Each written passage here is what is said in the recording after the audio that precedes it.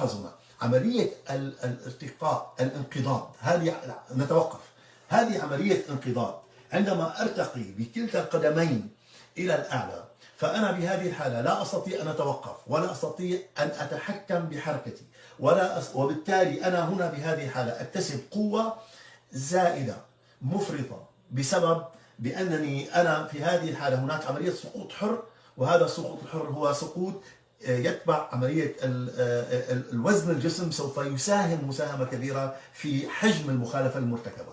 هنا لحظة شوي، اللحظة القضية أن الكرة كانت ذاهبة من لاعب الوداد باتجاه لاعب الرجاء، وصلت إلى لاعب الرجاء، هي أصبحت تحت حوزة لاعب الرجاء بقدمه اليسرى، لاعبه هو الذي لعب الكرة، لم يلعبها مبدئيا، لم يلعبها لاعب الوداد.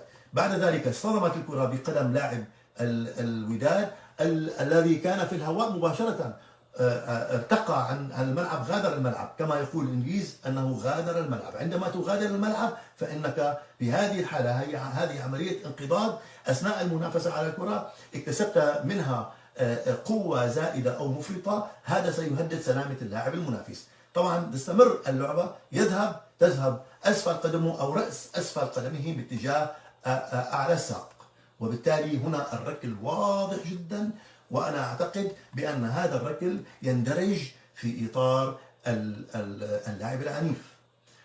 حتى لو وصل إلى الكرة التي لم يصل إليها، الكرة ذهبت إليه بعد أن لعبها لاعب الرجاء، وهو نتيجة القفز بالهواء واستخدام أسفل قدمه في سبيل الحصول على الكرة، فهو وضع نفسه في موقف صعب. المخالفة 100% سوف تكون موجودة، يضاف إليك على الأقل يمكن أن يكون هناك إنذار على الأقل. لكن في مثل هذه الحالات، خاصة عندما يكون هناك مقابلة بين لاعبين، لاعب يقابل لاعب آخر، لا يستطيع أن يعني يكون حذرا أو يستطيع أن يغير اتجاهه، وبالتالي هنا الصدام والركل في هذه الحالة أمر واقع، وبالتالي في أسوأ الأحوال هذه الحالة تستحق الإنذار، في أقل الحدود تستحق الإنذار. أعتقد عندما تغادر الملعب لا تذهب باتجاه الكرة مباشرة وتقوم باستخدام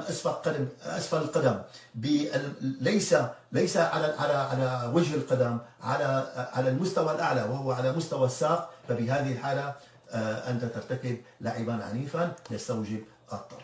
طبعا كان على الحكم بكل أمانة كانت زاويته مغلقة، لم يستطيع أن يرى التفاصيل. الحكم مساعد كان أن يقدم العون للحكم في هذه الحالة.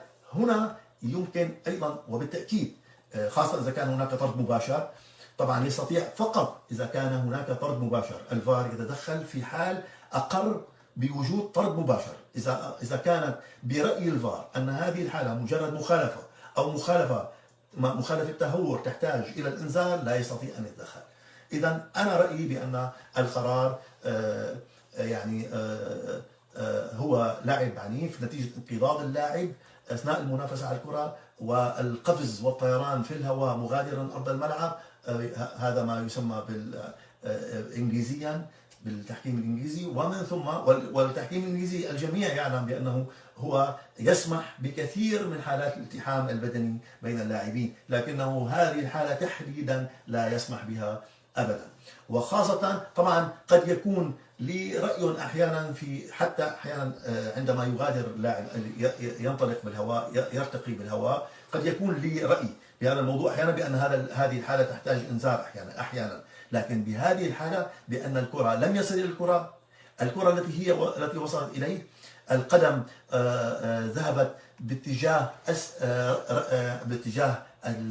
الساق إلى الأعلى وباستخدام أسفل القدم. إذا قرار الطرد أنا برأيي كان قرارا واجبا في هذه الحالة. هذا القرار وهو قرار خاطئ بطبيعة الحال.